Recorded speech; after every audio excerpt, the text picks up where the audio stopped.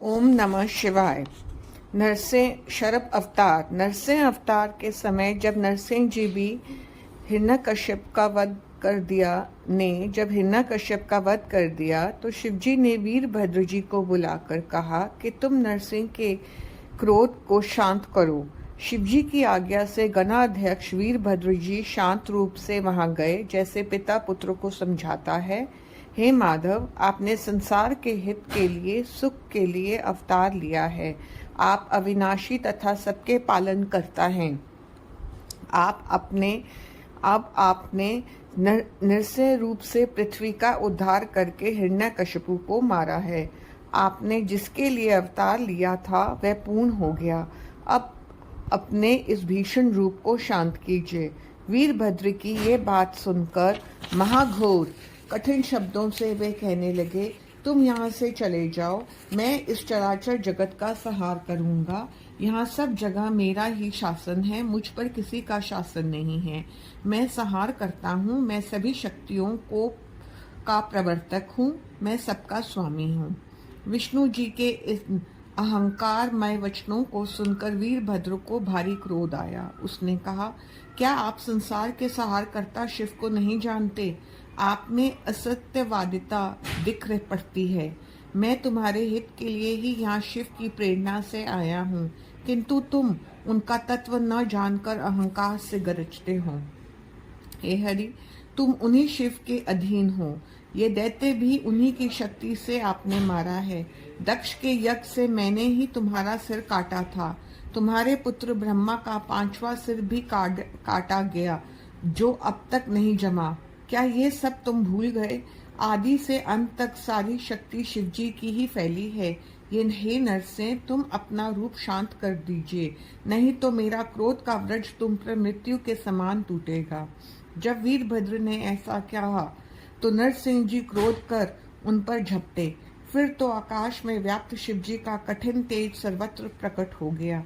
वीरभद्र जी ने उनको अपनी भुजाओं में बांधकर शरभ रूप इस प्रकार पकड़ लिया कि वे अत्यंत व्याकुल हो गए। फिर उन्हें लेकर आकाश में ऐसे उड़े कि उन्हें ले जाकर भगवान शिव के वृषभ के नीचे डाल दिया। तब तो विष्णु भगवान व्याकुल हो गए। सभी देवताओं ने और मुनीश्वरों ने शिव की स्तुति की। विष्णु का शरीर दीन हो गया। उनका सारा तेज शरभ रूप वीरभद्र में लीन हो गया। देवताओं की स्तुति सुनकर परमेश्वर बोले, आप घबराएं नहीं, इससे विष्णु भगवान की महत्ता कम न होगी। तब तक पक्षीराज शरभ ये कहकर विष्णु जी के शरीर को लेकर पर्वत पर चले गए। तभी शंकर भगवान नरसिंह जी के चरम को धारण करने लगे और मुंडमाला में उनका मुख भी सम्मिलित कर लिया। सभी देवता विष्णु जी सहित शिव जी की स्तुति करके अपने अपने स्थान पर चले गए। विश्वानर को वरदान। एक अवतार में भगवान शशि शेखर ने विश्वानर के घर अवतार लिया था। आप उस कथा को सुनो। एक पुरानी कथा है कि नर्मदा के तट पर एक नरमपुर नामक रमणीक नगर है। उसमें शिव भगत विश्वानर मुनि रहते थे।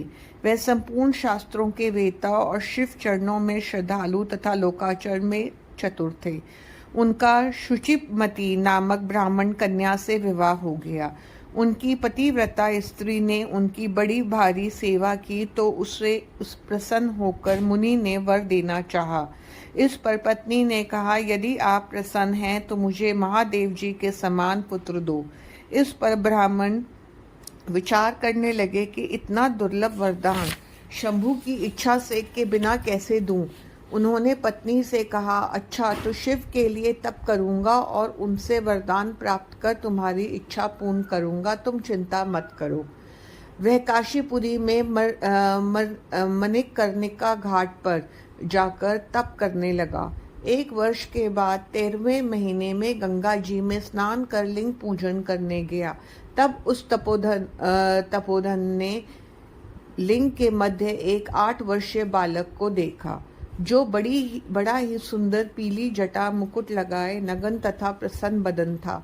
वह बालक मंद मंद हंसता हुआ उन्हें देख रहा था। उस बालक को देख मुनि के हर्ष की सीमा न रही। उसने रोमांचित होकर उन्हें प्रणाम किया। उनकी स्तुति करके उन्हें संतुष्ट किया।